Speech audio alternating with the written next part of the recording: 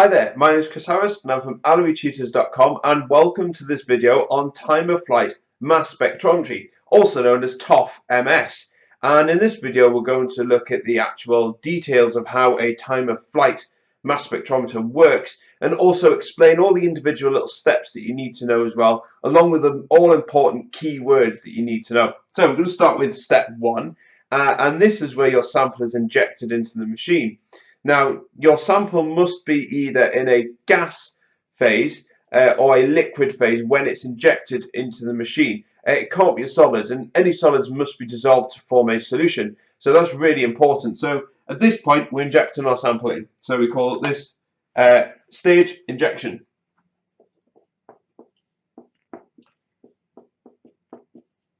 There we go. Okay, so that's injection. When it enters the main cavity, we actually have a little heater here. And if our sample is liquid or a solution, then it needs to be vaporized. Most samples are actually liquid or solution, so this is a really important step.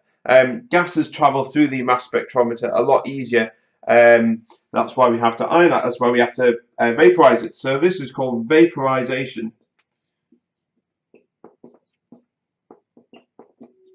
All right, okay. So the next stage is a really important one for time of flight. And this one is actually ionization. So we're going to write this down here. Okay, and in this case, ionization occurs by a high voltage electricity. You can see the two plates that we've got written here.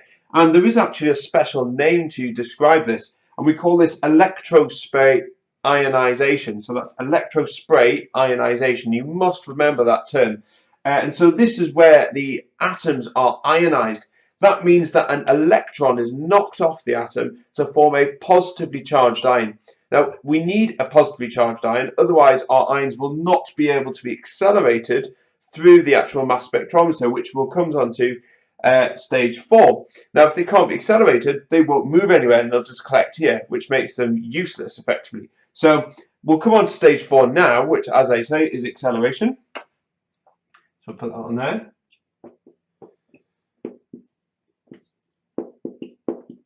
Okay, and acceleration is actually caused by a negatively charged set of plates with a small gap in between them. And this negative charge is obviously attracting the positive ions straight through the middle of them into the next chamber, which is actually called ion drift chamber. And I'll explain how that works. And this effectively is the main basis of time of flight. Now you can see here that I've represented different ions in different colours. Now these different colours represent the masses of the different ions that are going through. So for example, the green ones are lighter masses, the amber ones or orange ones are medium masses, and the red ones are heavier masses. Now time of flight is a really unique thing, because actually what it's doing is it's measuring how long it takes for these ions to fly through the mass spectrometer, hence the word time of flight.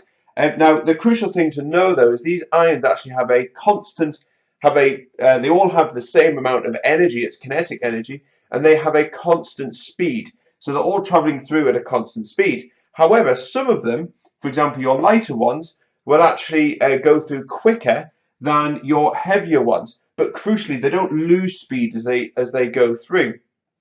And basically, these will fly through and hit your last stage, which is your detector, which is along here.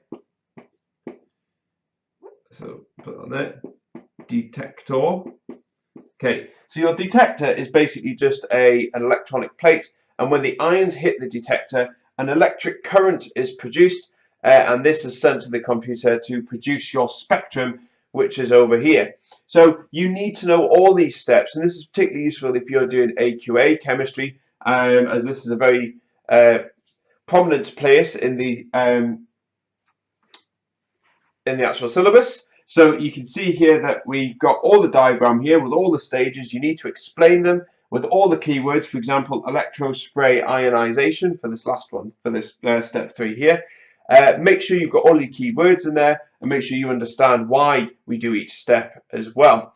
There is videos looking at analysis of mass spectra that you also need to know. So if you just click on my playlist, you'll be able to see loads of videos on there, because spectral analysis is also a key part to this, whatever exam board you do.